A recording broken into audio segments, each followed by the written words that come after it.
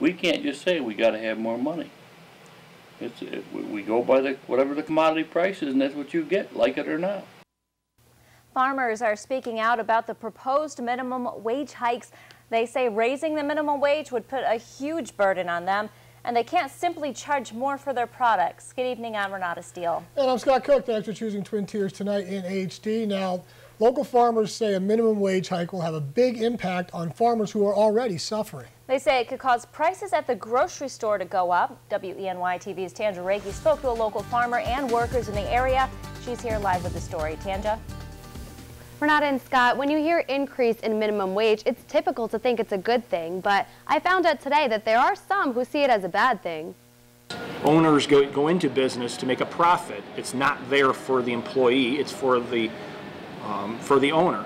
And when his incentive to make profit gets decreased, he's going to make a decision. Do I raise the prices of my goods and services, or B, do I cut back on my expenses? Well, employees consider it an expense. But unlike a lot of businesses, farmers don't have much control over all of those expenses. We don't set the price of milk, we don't set the price of beef, we don't set the price of eggs or vegetables or whatever it is that we happen to be growing.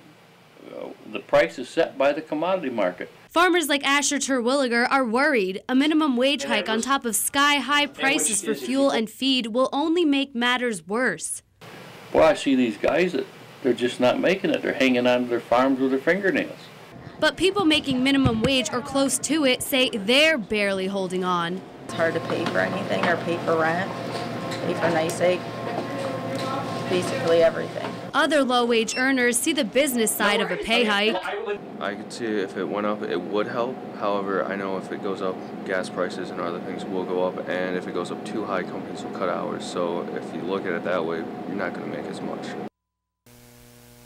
And on Capitol Hill, Senator Kirsten Gillibrand is pushing to raise federal minimum wage. She wants an increase to $10.10 an hour over the next 3 years, with future raises tied to the rate of inflation.